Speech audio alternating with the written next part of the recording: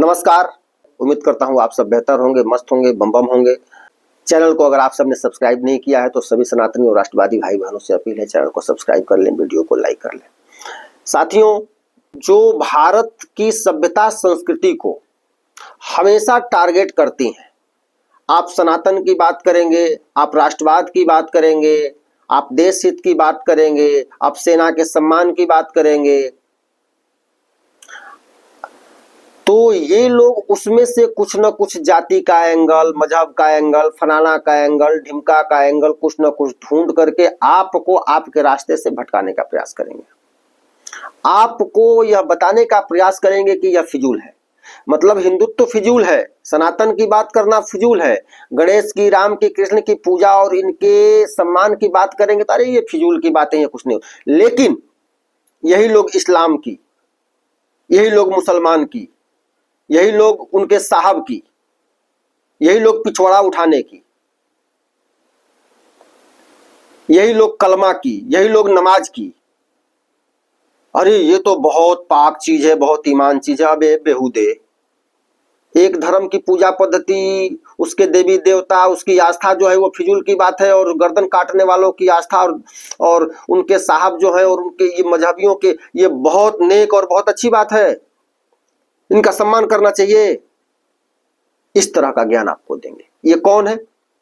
ये कांग्रेसी है, आम आदमी पार्टी वाले हैं, सपा वाले हैं, जितने भी ये वामपंथियों की चड्ढी बनियान पहन करके घूम रहे हैं, ये सारे इस तरह का ज्ञान आपको देते मिलेंगे, चाहे वो डिबेट में हो, टीवी चैनलों पर हो, सड़कों पर हो, गलियों में हो। ये वामपंथियों की पहचान है और आपको इनसे सावधान रहना होगा। ये आपका बनकर आपको पथ से भ्रमित करेंगे, आपको अपने धर्म के, अपने आस्था के खिलाफ भड़काएंगे। ये कथा कहानियां भी बहुत ज्यादा जानते हैं, क्योंकि जानेंगे तभी उसमें से कुछ न कुछ लेकिन परंतु लगाएंगे। इनको इससे मतलब नहीं है कि वो किस परिस्थितियों में हुआ, उसका संदर्भ क्या है, नहीं, ये ऐसे हुआ तो क्यों हुआ, ये आपको इस तरह का सवाल उठाएंगे।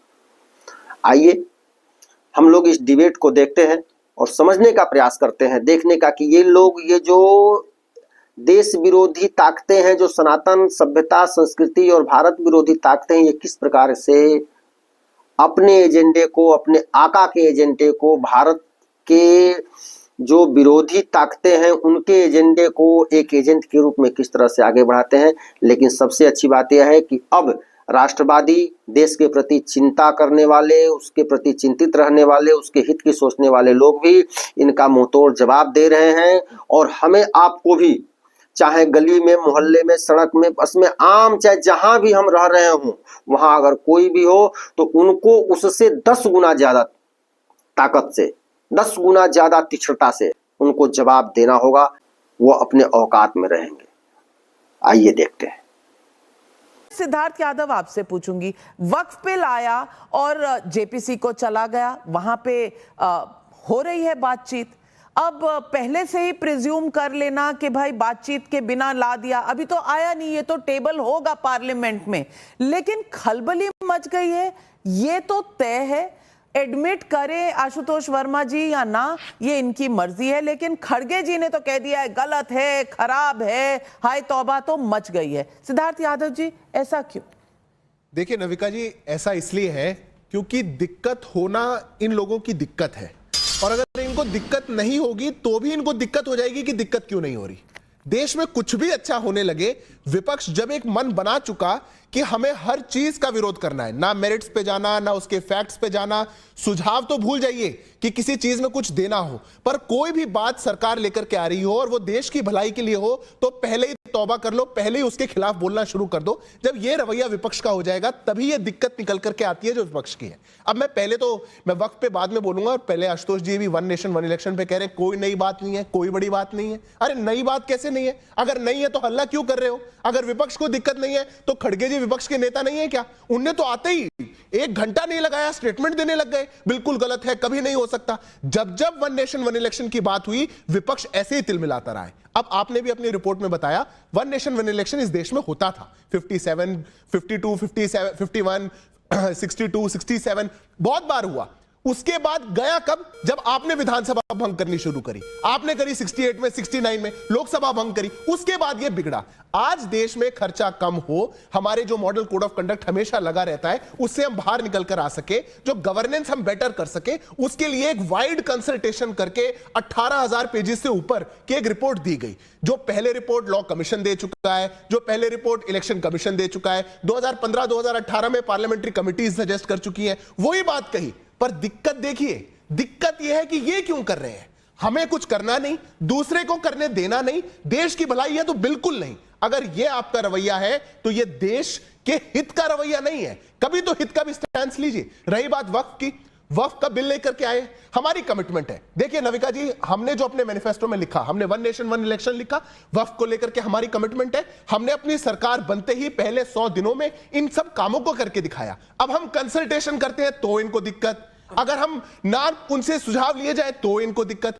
अब वक्फ का बिल लेकर के आए और हमने जेपीसी में भेजा, अब जेपीसी उसकी चर्चा कर रही है, देश भर में चर्चा हो रही है, तब आपको मिर्ची क्यों लगती है? और रही बात आशुतोष जी जो यूटर्न की बात कर रहे थे, यूटर्न एक बार अपने नेता का भी याद करिएगा। रफेल पे, पेगासस पे, कितनी चीजों पे जाकर के यूटर्न लिया। अरे कोर्ट में जाकर एक लंबी फहरिस्त है, कहेंगे तो पढ़ के सुना देता हूं, किस किस कोर्ट में जाकर के आपने कब कब माफी मांगी कि भैया मैंने गलत से आपको आरोप लगा दिया था, मुझे माफ कर दीजिए। देखिए मेरा बस कहना नविका जी इतना है, एक स्टैंड तो होना चाहिए। अगर देश के लिए कोई एक ऐसी चीज आ रही है जिस पर व्यापक चर्चा करके उसमें देश के खर्च को कम किया जा सकता है। कहां 51 के चुनाव में 11 करोड़ का खर्च था, 2014 में 30,000 करोड़ का हुआ, 2019 के अंदर 60,000 करोड़ का हुआ। अगर इस पर एक चर्चा हो और देश के हित में एक फैसला आ सके तो कभी तो कोई तो ऐसा मोड़ होगा जहां पे विपक्ष आके साथ खड़ा होगा और कहेगा आइए हम आपके साथ हैं, हम देश के इस हित के फैसले में अपना सुझाव भी देते हैं और इसका समर्थन भी। आपने तमाम जो सवाल किए वो आशुतोष वर्मा जी से किए, लेकिन मुझे लगता है जहन में आपके राहुल गांधी हैं, तो जवाब मैं लोकेश जिंदल से ले लूं। आशुतोष जी, अच्छा आप पहले काउंटर कर दीजिए फिर लोकेश जिंदल। मैं दोनों के लिए थे, तो एक ही पार्टी है सब। मैं एक मिनट मैं नहीं कोई बात। देखिए फिर मैं कह रहा हूं कि ये जो भारतीय जनता पार्टी और भारतीय जनता पार्टी के जो सिंपैथाइजर्स हैं वो ये कोशिश करना चाह रहे हैं कि विपक्ष में खलबली है, वो नहीं है। हम तो आपको याद दिला रहे हैं कि लैंड एक्विजिशन बिल पे आप यू टर्न चले गए, हम बता रहे हैं कि 3 काले कानून पे आप यू टर्न पे चले गए, डाटा प्रोटेक्शन बिल पे चले गए, लैटरल एंट्री पे चले गए, ब्रॉडकास्ट बिल पे चले गए, वक्फ बोर्ड पे चले गए, इंटरसेक्शन बेनिफिट पे चले गए। तो हम खाली आपको याद दिला रहे हैं कि आप कितने बड़े यू टर्न वाले लोग हैं। कुछ तो फैक्ट पे और 19 रुक जाइए, अरे भाई यू टर्न पढ़िए कोई बात नहीं। सिद्धार्थ जी बीच में आपके नहीं बोला इसलिए सुन लीजिए, फिर बात में प्लीज पढ़िए और उसको समझिए पहले पाए, ठीक है। मैं ये कह रहा हूं कि वन नेशन, एक minute, one nation one election की बात कहीं कोई विरोध नहीं है। मैं कह रहा हूं इसके बारे में परिचर्चा होनी चाहिए। अगर परिचर्चा भी विपक्ष कहेगा तो भी आपको लग रहा है खलबली मच गई, तब तो आप अपोजिशन खत्म कर दीजिए। हम तो कह रहे हैं ना, जो बड़े बड़े सवाल हैं आपके जहन में भी है, हमारे जहन में है, नविका जी के भी जहन में है, और वो ठीक। अरे भाई आप बीच मत बोलिए, नविका जी इनको चुप कराइए।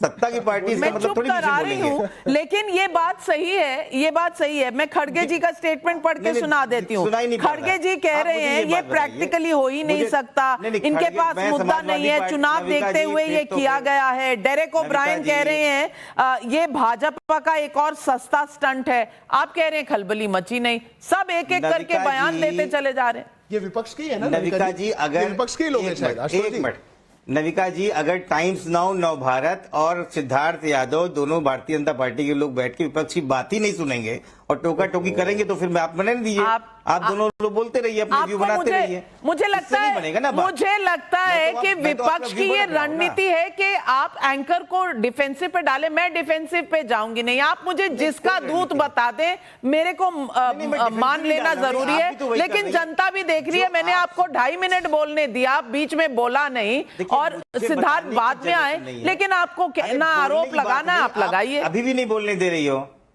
आप मेरी बात ही नहीं सुन रही हो पूरी। मैं नहीं आप पे आरोप लगा रहा हूं, मैं कह रहा हूं कि ना आप पूरी बात सुन रही है।